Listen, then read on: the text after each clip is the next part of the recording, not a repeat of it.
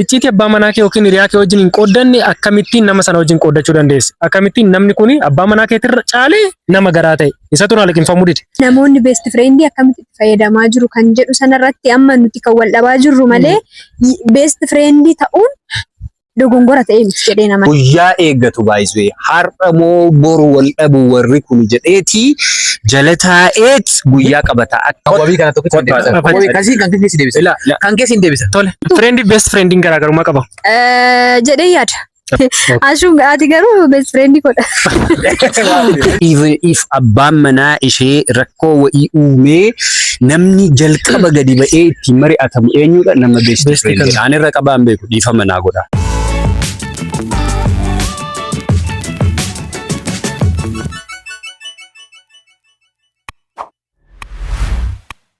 Hayyee egaa akkam jirtu nuti nagaa keenya har'as immoo yaada irratti haasa'amuu qaba otoo irratti haasa'amee irraa isin baratamaa ni bohaarsas jennee yaadne qabannee dhufnee jirra.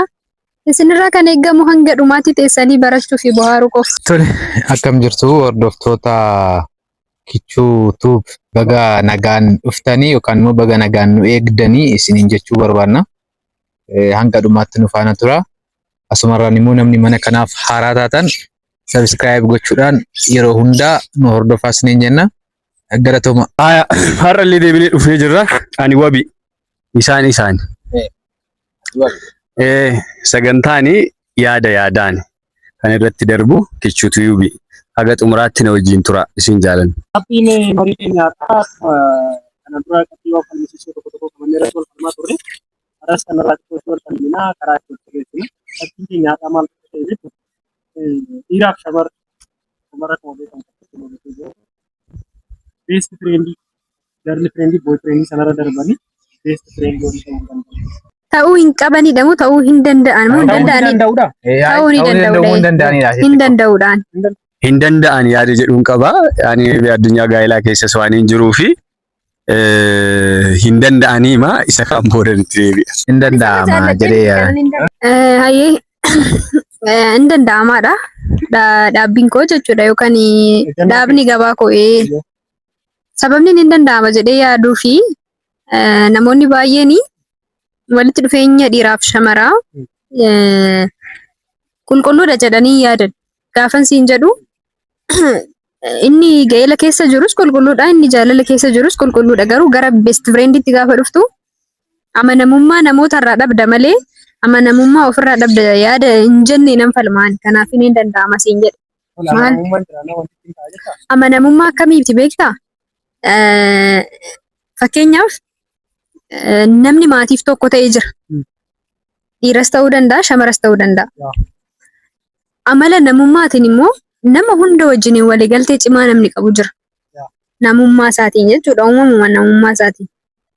Namni kun nama walii gale hunda waliin. Amma best friend gaafa jedhamu icciitii abbaa manaa keetti iyyuu hin himannedha.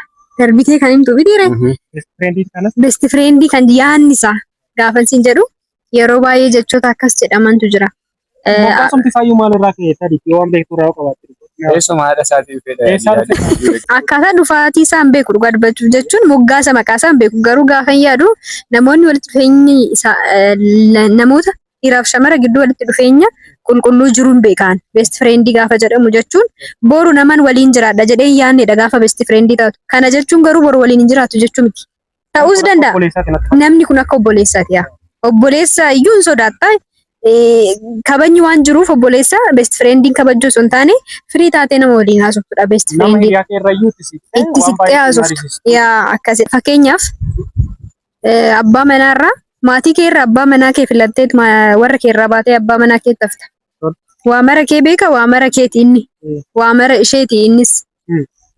Garuu immoo ani best friendii kana kanan itti amanu akkamitti beektaa?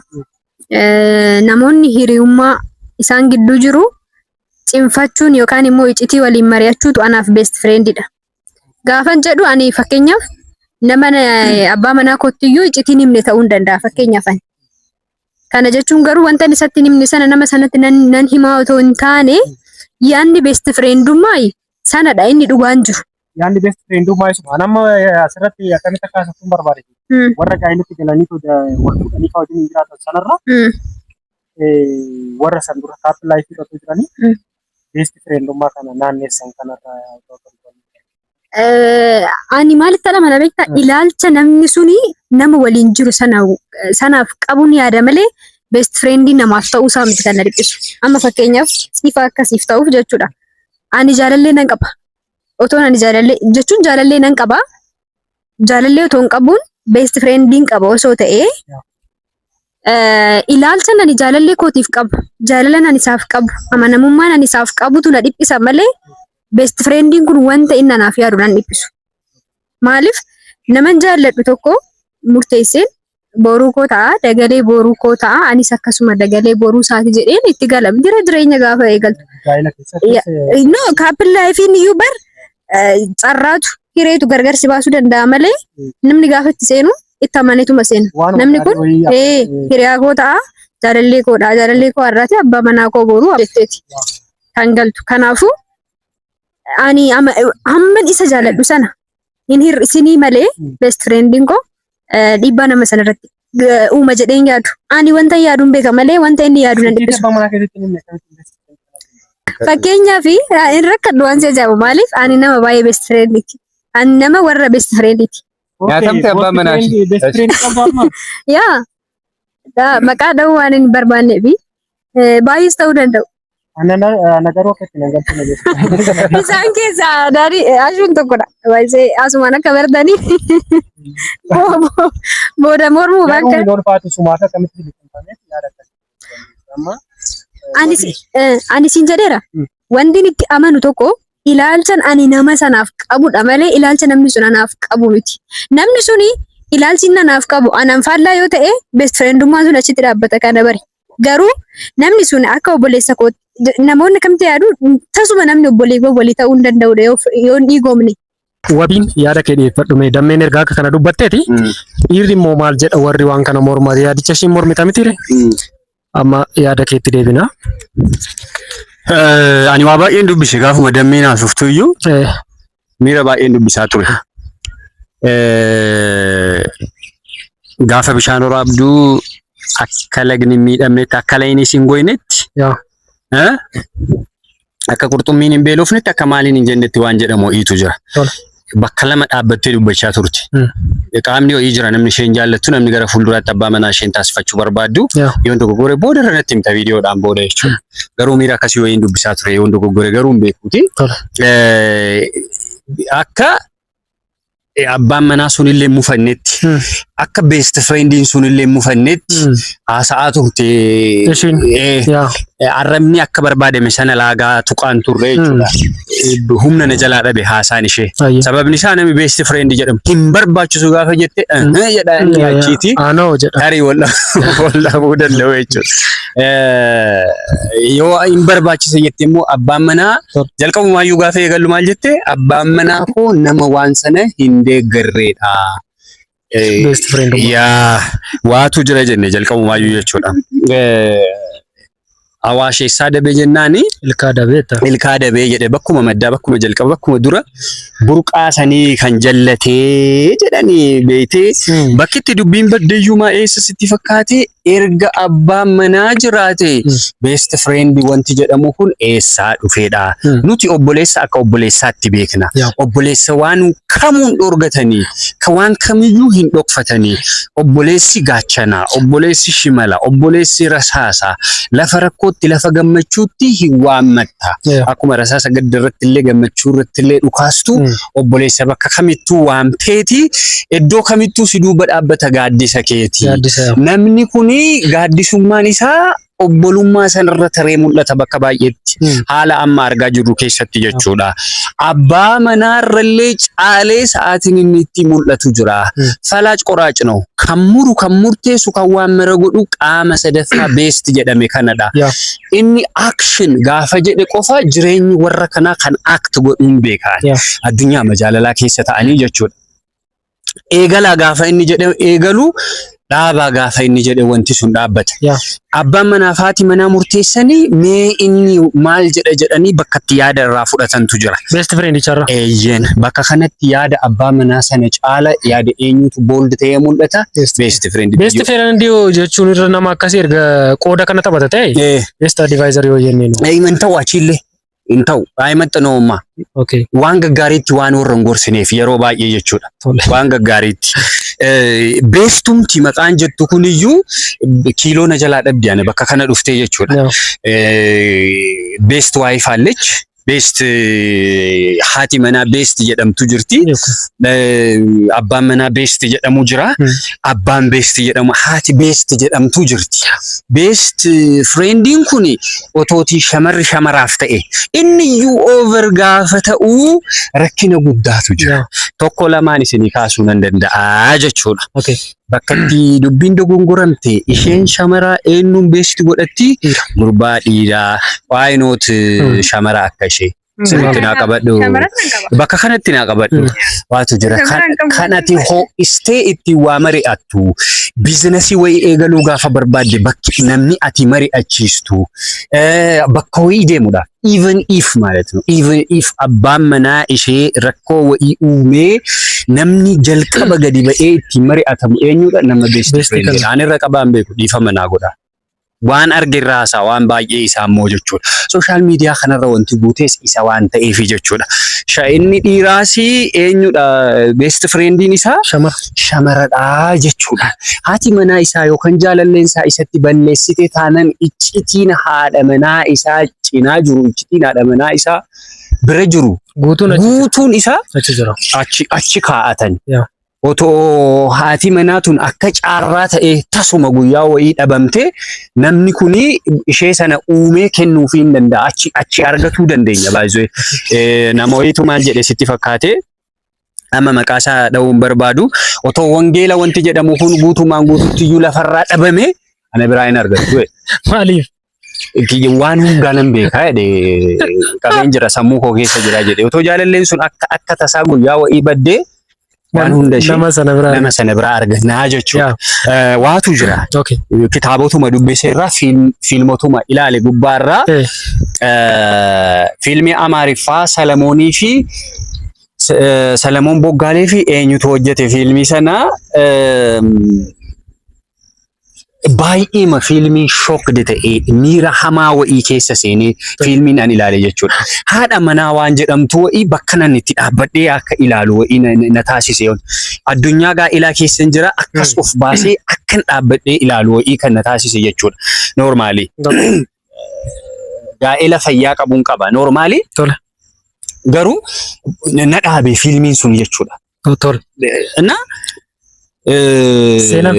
Seenaan fiilmichaa gabaabsee mansii kaasaa tarii ilaaluu dandeessu isinis jechuudha. Abbaa manaa kana wajjin jarri lamaan hariiroo qabuun se'a waan isaan beeku ani dhiirummaa dhiira taphatu wayiidha. Kan dhiira akkasiis baay'ee sappoortiin godhu dhiirallee jedhuun jaraan jechuudha. So overact godhaa bitoof agarsiisaa maal jedha maal. Abbaa manaa namni jedhamu kuni yookaan Salamoonii nama waan isheen barbaaddu hunda guutuuf nama nyaata gaafa isheen jettu nyaata dhiyeessuuf nama waa isheen gaafa kufee ka'u guutumaan guutuutti jechuudha. Ila iddoo haadha manaas iddoo abbaa manaas nama taphatu jechuudha. Isheen immoo kuni gurbaan akka dhiira warri biyya kanaa dhiira jedhanii wa'iin jiru nama humnaan deemu nama akka barbaade gochuu barbaadu jechuudha. Haadha manaa taasisatanaaf waanuma ta'een amansiisee faayinaalii boodarra dungatee maal godhee boodarra deemanii akka waan beesti jedhamu kanaatti jijjiirama waanichi boodarra deemee jechuudha. Namni hiriyumta abbaa manaa kanaatu? Faayinaalii dura hiriyaan turre normaali. Ishee marraan hiriyummaan kan dhufe jechuudha. Isheetu wal barsiisee ta'u abbaa manaa wajjin? Isheetu wal barsiisee jechuudha. So abbaa manaa kan isheedha kufee ka'uu kana dhiisteet maal gooti nama kana wajjin waan kana raawwatti jechuudha. Guutumaan guututti gaa'elli sun yoona feel godhee jechuudha. Kanadha isa kana naa qabadhu. Inni biraatiin fiilmicha sana sirriitti ilaalaadha. Waan walitti siiqu wa'ii waan qabuuf jechuudha. Kitaaba ሰባት ገብረ እግዚአብሔር 567 kan jedhu haa ta'u leetummaa nagaalleen kitaaba jedhu haa ta'uuti more waan romantic ta'e kanatti over romantic waan ta'e kanarratti barreessa beektee jaarsichi. Naturalism philosophy jedhu hordofaa inda warra kitaaba jedhu qaba akkuma jirutti life as it as akkuma bu'e sanitti maarashaadhaan hanga maarashaa jennee waamnetti qaama dhiiraa san maqama isaa saniin maaliif hin waamnu nama jedhudha. Akkasuma jedhees nama waamudha namni kun. So kitaaba isaa leetummaa nagaalleen jedhu kana keessa kaaraakterittiin imaandaa jedhamtu jirti. Kaaraakterri kuni jarri lamaan hiriyyaadha. Abbaa manaa qabdi. Abbaan manaa isheetii fi hiriyyaan abbaan manaa ishee kuni namni abbaa manaa ishee jedhamu kun amaneet mana isaa fuudhee deemaa. Bunni numa danfaa, nyaanni numa nyaatamaa, wanta silaa ofii raawwatu addunyaa ofii participate godhu wayii keessatti namni kun akka hirmaatu taasisa beektee yeroo baay'ee jechuudha. Addunyaa gaa'ilaa jenne sanaan alatti bakka isaaf private ta'an qofa sanaan alatti ni hirmaachisa nama kana jechuudha. Haati manaa nama kana kajeelti. Finally dubbiin kun garamitti deema sitti fakkaate erga walii galanii maal jedhanii booda bakka abbaan manaa hin jirretti dhufuutu dhufaa. Waan abbaan manaa hin beekne baay'ee isa wajjin mari'achuutu dhufaa. Finally deemee maal taasitti fakkaate nama kana wajjin fedhii foonii kana raawwachaa deemti jechuudha. Nama beestii jedhamu kana wajjin sirriitti naa qabadha. Isa booda gaafuma abbaa manaa ishee wajjin ciistuuyyuu siimboolii wayiitu isheerra ciisa malee isheen eessa jirti? Nama beestii jedhamu kana biradha kan isheen bultu, kan isheen ciistu, fedhii foonii kana kan isheen raawwattu jechuudha. Namni kun simbool ta'eetuma perform godhaa jechuudha. Namni kuni maalidha sitti fakkaate? Akkasumaan waanuma dhiira ta'eef waanuma waan sana ofirraa qabuudhaaf qofa waan sana hirmaata malee isheen bakka biraati kan isheen bultu, waan biraati kan isheen raawwattu jechuudha. Walumaa galatti maal jechuu barbaadeeni? Waan haati manaa hin beekne hunda isaa ishee beestii jedhamte sanatu beeka jechuudha. Waan abbaan manaa hin beekne hunda isaa isa beestii jedhame sanatu beekaa jechuudha. Waan baay'ee garaan nyaatu maalidha sitti fakkaate? Guyyaa eeggatu baay'isee har'a moo boru wal dhabu warri kun jedheeti jala taa'eet guyyaa qabata. Gaafa isaan wal dhaban sana waan si ajaa'ibu jechuudha. Tariitii caarraa dhaban malee. Beestiin hundaa akkuma tokko jettaati. Wantiin olaanu sanuma baay'isee. Sooshaal miidiyaa kanarratti argita bar. Ila beestii koo mana dhufaa turte ishii amaneen isa bira dhiisee deemee yeroo angalu jechaa jiru. Waan abbaa manaa wajjin raawwatan san raawwataa jiru. Beestiidha. Inni dhiiraas akkasuma jechuudha. Isa amaneen mana fidaa ture gudaara gudsarraan nageenya sooshaal miidiyaa kana gubbaarratti jechuudha. Warrumti kontentii kana qofa hojjetanii jiru jechuudha. Barbaachisaa yoo ta'e liinkii isaa jala kaa'uu dandeessa. Kanuma qofa jechuudha. Kanuma qofa. Namittiin kun viidiyoo gara 1,000 waan akkasii olii maxxansitee jirti. The same waanuma kana qofa irratti kan isiin hojjettu jechuudha. Viidiyoo ishee kanarra dhaabbadhee gaafa reeshoo hojjedhu around 85% maal waan akkasiitu baay'ata. Reeriidha jarri warri silaatii beestummaa kana bira suurri hin ga'in. Yoo shamara taate akka obboleettiitti waan obbolummaa irraa eegamu kan ba'atu. Mana barnootaa keessa yoo ta'e tariitii dhaabbata hojii tokko keessa hojiin hin hojjettu yoo ta'e akkuma walitti dhiyaatu sanaan akkuma hojiin hin hojjettu sanaan isa hariiroon keessa irra darbe. Isaan irra hojiirra waan hin darbiniin ala. Inni waan abbaa manaatirra darbee isa mariisistu maal haadha manaa kiyya beestiin jaalallee tiyya sana beestiin jechuudha. Fiigee ba'a beestii tiyya tokkas jedhee fiigee baati beestii tiyya tokkas jettee jechuudha. Yeroon itti haadha manaa isaa isheetti caalchifatu baay'eetu jira. Waan baay'ee surprise ta'e wayiiti seenaa maan dhiyeenyatti beeku jechuudha.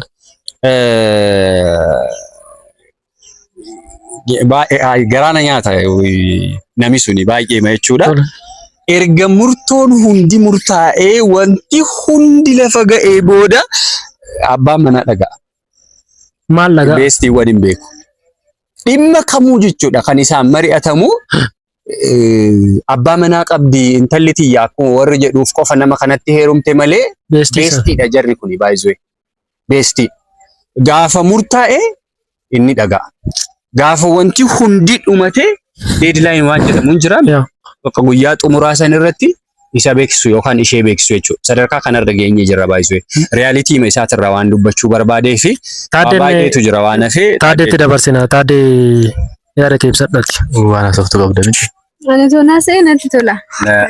Deebii kennuufiin barbaada waan ta'eef garee na cinaa jiran kanaaf. Tola. Maal eessatti yeroo baay'ee gaafa wabiin haasa'u Awaash eessaa dabe jennaani Ilkaa dabe jedhamite yeroo hunda. Amma akkaataa nuti itti beestii kana itti hiikaa jirrutti gargar. Achii wal dhabaa jirra malee amma dhimma beestummaa miti kan wal. Beestii kana baay'een beeku hammam beekutti wanti isaa kanarraa hin fagaatu. Beestii kanarraa wala dhaggeeffannoo bakka akkas taanaan akkam beektu beest fakkeenyaaf barataan anamma otoon dabtaraa fi yuunifoormii uffadhee mana barumsaa deeme maal naan jettu. Barataa naan jettu. Barataa ta'uuf dhiisuu koo ana malee namni beeku hin jiru. Mitiire yookaan barsiisota na barsiisantu beeka. Yoon barataa ta'e na barsiisu. Yoon barataa daree sanaa ta'uu baadhee hoo na baasu daree sana. Kanarratti waliif haa gallu. Wanta tokko itti fayyadamuu fi wanta tokko ta'uuf fakkaachuun gargar akka ta'e dura wal hubanna. Beestii fireendii wanti jedhu sun maalidhaa fi namoonni beestii fireendii akkamitti fayyadamaa jiru kan jedhu sanarratti amma nuti kan wal dhabaa jirru malee beestii fireendii ta'uun dogongora ta'e miti jedhee nama. Ilaa nuti gabaabsineetuma jechuudha. Amma nama wajjin waayillan hojii keenya hin jiru shamarran akkuma kee namoota biraa wajjin isin hojjan. Warra sana wajjin sirriitti walitti siqnaa mana isaaniillee deemnaa mana keenya dhufu jara sana wajjin. Obbolummaatti yoo dhaabbate yoo. Obbolummaatti. Isarra kan darbe dhimma hojiitiin ala yeroo tokko walii bilbilee wal agarra kanarra hin jiru. Dhimma hojii qofaadha kan wajjin hin dubban. Hiriyaa qabu namni sun nus hiriyaa qabna. So waan hiriyaa keenya mariisisne nama sana mariisisu. Isaanis waan hiriyaa isaaniitiin mariisisne icciitii hiriyaa isaanii wajjin hin qooddanne nu wajjin hin qooddatan. Icciitii abbaa manaa kee yookiin hiriyaa kee wajjin hin qooddanne akkamittiin nama sana wajjin qooddachuu dandeessi? Akkamittiin namni kuni abbaa manaa keetirra caalee nama garaa ta'e isatu na liqinfamuu dide. Kanaafin siin jedheem namootatu wanta daangaa hin qabnetu beest fireendummaa kana hiika dhowwaa jira malee beest fireendii ta'uun hiika dhabee mitiin siin jechaa. Damee waa tokkoon si kaasaas fudhate gabaabsii nama jechuudha. Taaddee na of obboleessa jechuun wayi dhaloota qofaa obboleettii jechuun wayi dhaloota qofaa ilma biyyaa cufaa jedha. Na argattee sadarkaa afoola Oromoottuu jechuudha. Namoota walitti siiqan sanaani namni alaa dhufee ati hariiroo dhiigaa waliin hin qabne obboleessa sii ta'a. Sanirra wanti darbee jechuudha. Waatu jira amma bakka wayii gaafa deemtu keessummaan VIP jedhamu jira. VVIP jira. Kanumaa mire kanaa ol wanti jiru hin jiru natti fakkaata. Keessummaadha. Ordinary no. Nama baratame wayiidha. VIP jira. Xiqqoo ol siqee jira. VVIP jira. VVIP sanaaf wanti dhiyaatuun beektan waan jiru hunda isaa jechuudha. Yeroo baay'ee maal jedhama hamma ta'e shamarran kanatti ni siiqnaa. Uffata fa'aa ol biratti geeddaratu maal so bakka kanatti maal jedhu sitti fakkaatee intalaan as jira baluu as jira maal jedhama. Beestii kiyya maan rakkoo qaba. Beestii kiyya.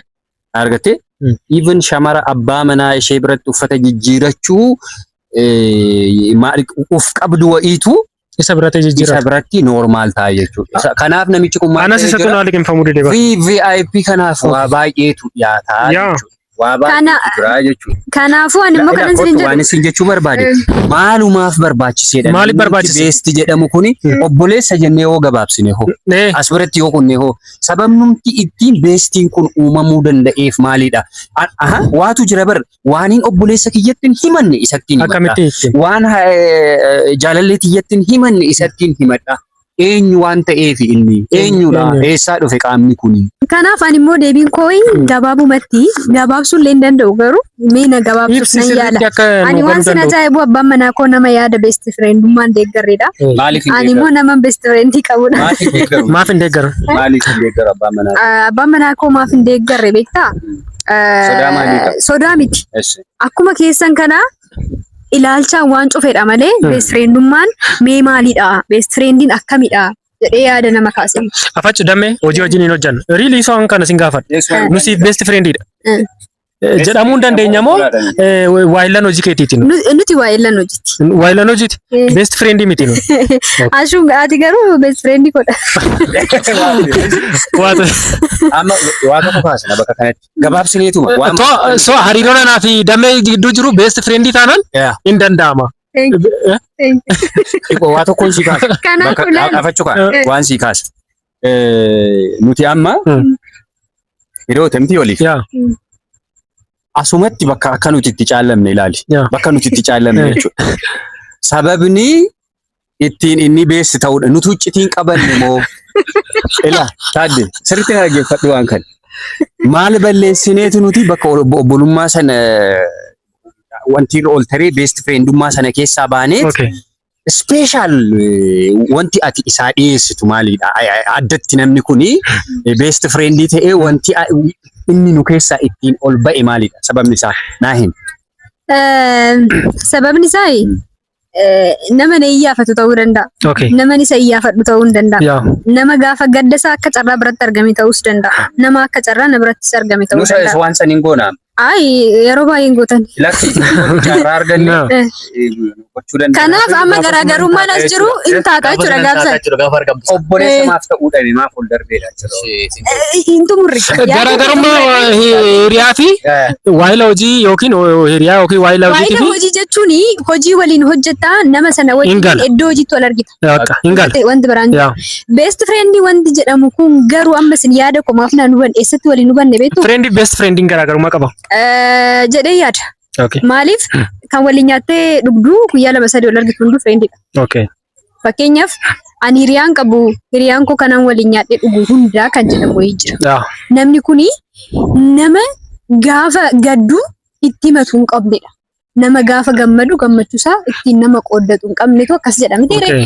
Namni kun garuu best friendidha jennee yoo yaanne anamma yaada koon ibsadha. Falmii keessaa of baaseen yaada koo ibsadha.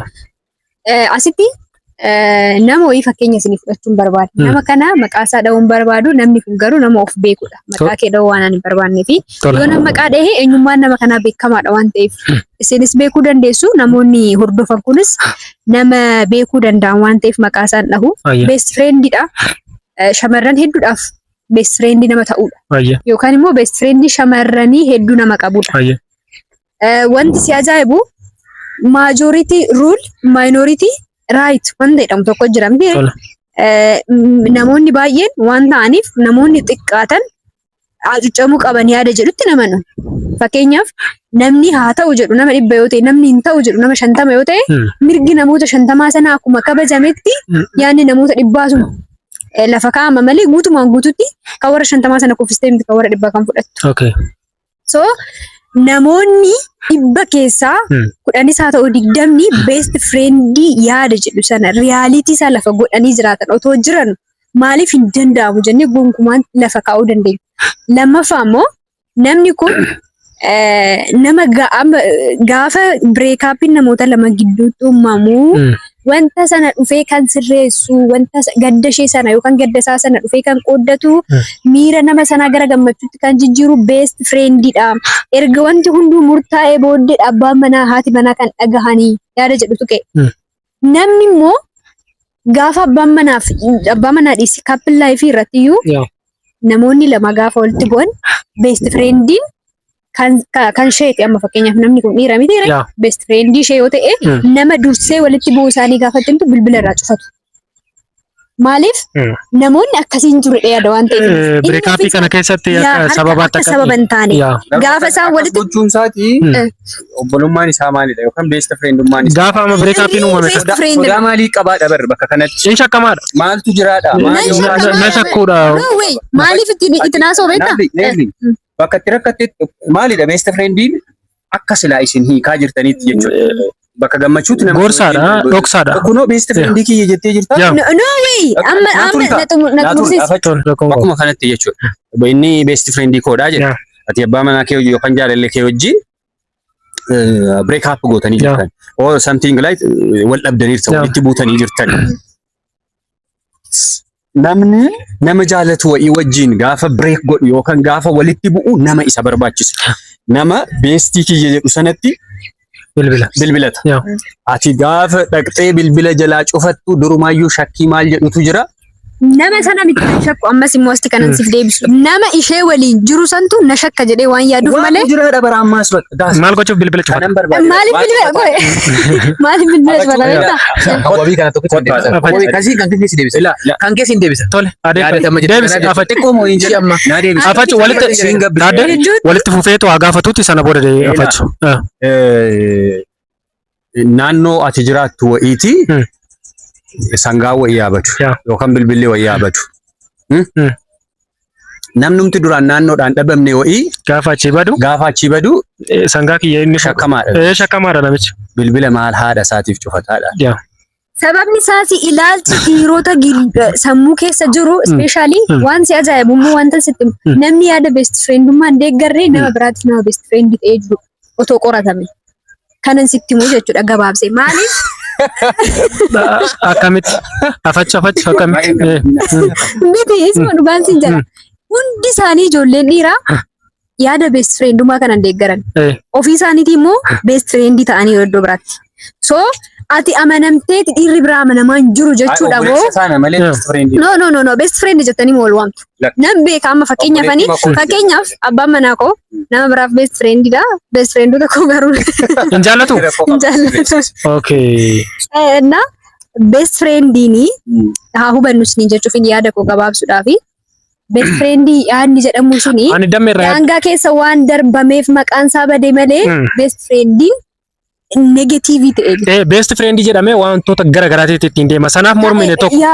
Ittiin daldalamaa jira malee namoonni lama jaalallee isaanii gaafa dhiisa best friend bira dhaqanii relationship uumu yoo ta'e jarri sun durumayyuu waliif miira qaban ture malee best friend hin ture. Kanaafin sin jedhama. Akkamittiin icciitiin ati abbaa manaa kee wajjin hin qooddanne nama sana wajjin qooddatteedha waa biraati miti. Deebii kana nama hin qooddadhu miti. Anam akka dhuunfaa kootti nama hin qooddadhu miti. No. Jalqaba irratti waan akkasii waan kaasteefin si gaafadha. Yaadicha gabbifachuuf malee waan akkasii abbaa manaa koo irra darbee nama sanaa nama mari'adhaa osoo hin taane walitti dhufeenyi nama sanaan qabu baay'ee macimaa akka ta'u isiniif ibsuuf malee abbaa manaa koo irra darbee. Obboleessa waan jedhutti sirreessine. Afachu yaada siniin ibsa. Baay'ee haasoftanii sa'aatiin deemeera. Yookiin hin dubbatiin hojjetan immoo kaameraa duuban dhaqee dhaabbata. Tole haasa. Akka hin dubbatiin hojjetanii kaameraa duuban dhaqee dhaabbata. Ibsa dhuma yaada kee tagargaataa calliste. Maal isinitti fakkaate? Ayya. Erga wal falmiin kun eegalee yaadota babbaay'ee keessatti gaafan kaasu overiidha. Wantoota overii ta'antu nu miidha malee wantoonni overii taane waanuma kam keessatti iyyuu jechuudha. Baawundarii wayii yoo hin jiraanne baawundariin sun darbuu suntu sadarkaan wal miidhuu sanarraan nu gaha malee yookaan immoo waan hin barbaachisne waan hawaasni hin jaalanne waan namni hin jaalanne waan ofii keenya hin jaalanne san akka hojjennu nu taasisu wantoota daangaa hin qabne wantoota overii ta'an sanadha. Mammaaksaa fi jechama ta'uu isaan beeku. Dammi gaafa baay'atu maal ta'a? Hinadhaawa kin dhangaggawa miti maaliif garuu damni baay'ee mi'aa miti namoonni sirriitti jaalatu hin barbaadus jechuudha itti fayyadamuudhaaf sirriitti waan nama barbaadu jechuun namni hin jaalanne hin jiru parsentii 99 olitti jechuudha garuu yoo baay'ate maal ta'a hin dhangaggaa jechuullee danda'a gosa sun santu daangaa gaafa darbu amma best friend jechittiin afaan maaliiti? Best friendin kun afaan Ingiliffaati. Afaan Ingiliffaati jechittiin jechuudha. Gara keenyattas hiriyaa addaa wayii kan jedhu. Mitiire? Best jechuun waan adda ta'e jechuudha. Hiriyaa gaarii Hiriyaa otoo jechuudha. gaariitti dabal. Hiriyaa gaarii. Hiriyummaa gaarii santuu gara obbolummaatti fida. Afachu. Ani afachu gaa. Hiriyaa gaariin garaagarummaa qabasiif. Garaagarummaa qaba. Akkamitti qaba sitti fakkaata? Ani yoo xiqqaate hiriyoota 500 ol qaba. Isa karaa sooshaal miidiyaa siin jechaa jira. Haa ta'u karaa qaamaanis walitti dhufoo ta'e hiriyoota yoo xiqqaate hiriyoota 20 oltu jiru. Namni yeroo wal arginu sirriitti wajjin taphannee buna wal affeerree gargar baanu. Afachuu kaasee tantu dhimma hiriyaa irratti ta'a. Deebiin deebisaa jiru kuni dhimma hiriyaa irratti. Karaa lachuuyyuu jiran jechuu barbaadeen karaa dhiiraas karaa dubaraas hiriyyummaan mayyuu san ta'e. Ishuu jiru sana kan. Ilaale. Hiriyaa inni waan hiriyaa jedhee fi hiriyyummaa gaafa hin jedhu dubartiis haa ta'u dhiiraa waan irratti dubbachaa jiru. Naagala kan akkamitti ibsure? Lakki waan irratti dubbachaa Ko nan ibsaan jira laal. Beesta ta'uu hin Ara bannaade akkamitti haasawu. Ilaali gisee kan keessanii ani maafan hin dubbatini yaada keessa sana akka xumuratanii yaada sana xumuran. Afaan amma yaadichi gara fuulduraatti haasaan jira waan ta'eef. Tole. Hiriyaa gaafa taatu karaa dhiiraas haa ta'u karaa dubartiis wal argitee wajjin taphannee gargar baanu jira. Moota sana faana garuu waliin bilbillu. Iccitii walitti haasa'an jechuudha. Yeruma wal arginu sana malee. Dubartiis haa taatu dhiiraas haa ta'u jechuudha. Hiriyaa addaa gaafa jettu immoo gama lachuuyyuu jira. Hiriyaa dhiiraas haa ta'u dubartii jechuudha. Iccitii namoota hiriyaa jette sanatti kan hin himanne nama sanatti himattee bare akkanan ta'e waan kan akkam godhu jedhee nama siin mari'atu yookaan immoo siin mari'atu yookaan ittiin mari'attu jira jechuudha. Garuu wanti best friend jechuun isuma kana hiika biraa miti jechuudha. Gaafa kana nama kana amantee itti dhiyaattee iccitii keetti haasoftu maal jedhama gara Oromfaatti gaafa dhufu ishee hiriyaa addaa jenne kana yookaan hiriyaa gaarii jenne kana obboleessa. Nama garaa taa'ayyisu. Nama garaa keetii obboleessa kee. Waa'ee namootaa miti amma si ibsaan jira afaan. Ibsacharra jira waan ta'eef malee jecha namootaa yookaan immoo gocha namootaa san miti. Isatti si fadhu. Wanta sana gaafa goonuu gara obbolummaatti dhufnaa jechuudha. Iccitii walii keenyaa beek. Sittani madda waan garaa koo sitti haasachuun kun suni akka hiriyaa adda gaarii sanirra darbee akka obboleessa kootti yookaan immoo isheedhaan akka obboleettii kootti waan ishee ilaaluu fi itti himadhaa jechuudha. Ana argatte garuu yeroo ammaa kanatti wantoota baay'ee ta'an wanti balleesse wanti akkatti irratti haasofnu kun illee nu taasise maalidha sitti fakkaata. Tokkoffaa gaafa nama sanatti dhiyaatu namoonni tokko akkamitti namatti dhiyaatu beektaa? Nama wayii barbaadan yoo ta'an kallattiin yoo naqe nama san dhabuu danda'a. Miira san keessa seenee naqa. Namoonni jedhanii of yaadan jiraachuu danda'u. Yookiin immoo jalqabaa dhimmuma wayii irratti tasa wal baranii erga walitti dhiyaatanii boodarra yaanni isaanii walitti galee waliin mari'achuu sanarratti wal keessa dhufuu sanarratti dhiyaatee keessa isaaniitti wal jaalatanii yoon dubbadhe jecha kana nama sana dhabuu hin danda'a. Namni kun irraa fagaachuu danda'a. Nama kana immoo osoo hin jaaladhu hiriyyummaan kanatti fufuullee naa wayya malee jecha kana dubbadhee nama kana ofirraa fageessuun barbaadu jedhanii namoonni yaadan jiru. Inni kun best friendummaa sana osoo hin taane namni kun yaada isaa keessatti maal qaba? Best friend miti. Jaalala qaba. Gara jaalalaa san seeneera jechuudha. Maaliif best friend miti inni kun? Hiikaa best friendummaa sana yookaan immoo hiriyyaa addaa sana hin ibsu.